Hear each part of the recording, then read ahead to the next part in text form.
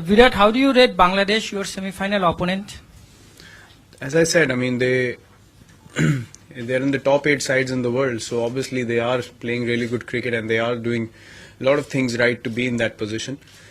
And as I said, they have cricketers who are skilled, who are committed to play for Bangladesh and play with a lot of passion, and they're really keen to, win a lot of games at this level, and that shows in their attitude. And even the other day, I thought they were outstanding the way they applied themselves and chased the total down. They showed a lot of composure and patience, and that is always a sign of a side that is mature now, that knows how to win matches from difficult situations. So yeah, they are a very competitive side.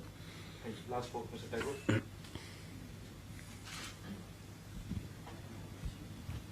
Virat, the World Cup quarter-final in 2015 was a bit of a lot of acrimony between the teams post the game about so many controversies. You think it will be a grudge match, or there are too many matches have been played since then, and the teams have moved on?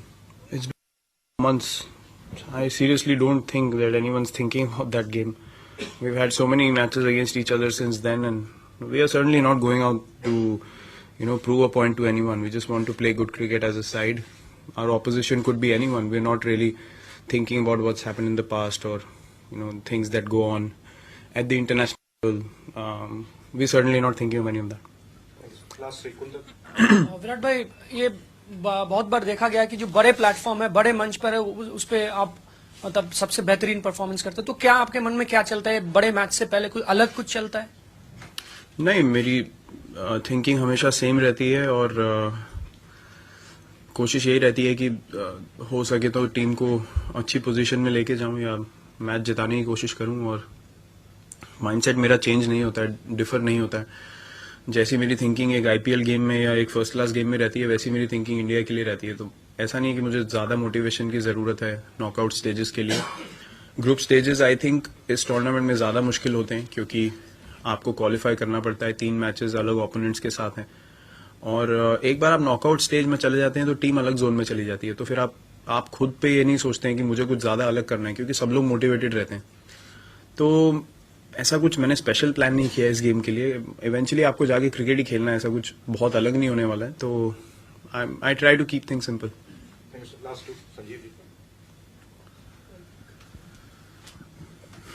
Virat, is there any injury concern? Because I saw Rohit Sharma was a bit limping and working out with physio. No, he's fit. He's fine to play.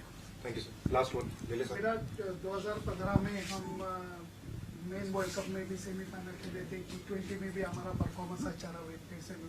यहाँ भी हम semifinal. ये consistency के बारे में क्या कहोगे, और एक कदम आगे जाने के लिए क्या कहोगे? बहुत खुशी है सर, आपने बोला सेमीफाइनल भी कंसिस्टेंसी है, क्योंकि हमारे यहाँ तो अगर इंडिया जीते ना तो मतलब कि खराब टूर्नामेंट हो गया. तो सेमीफाइनल तक पहुंचने के लिए ऑब्वियसली आपको अच्छा क्रिकेट खेलना पड़ता है, और ऐसे बड़े स्टेज पे. और हम काफी खुश हैं अपनी परफॉर्मेंसेस से. हम हमेशा से एक लिमिटेड ओवर्स में हमेशा से अच्छी साइड रहे हैं, और हमेशा से हमारे ऐसे प्लेयर्स आए हैं जो मैच जिता सकते हैं अपनी एबिलिटी पे. तो जो भी नया बंच आ रहा है, आई थिंक हमारे सिस्टम को भी क्रेडिट जाता है और प्लेयर्स को भी क्रेडिट जाता है, जो इस तरीके का माइंडसेट लेके आते हैं कि हमारा ट्रांजिशन कभी मुश्किल नहीं रहा, स्पेशली लिमिटेड ओवर्स में.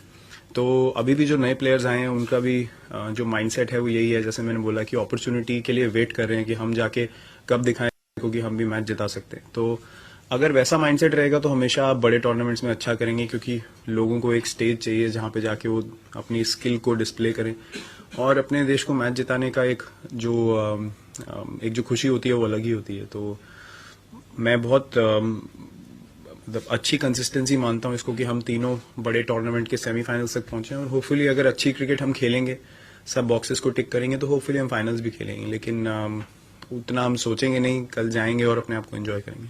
Thank you. Thank you, everyone. Thanks.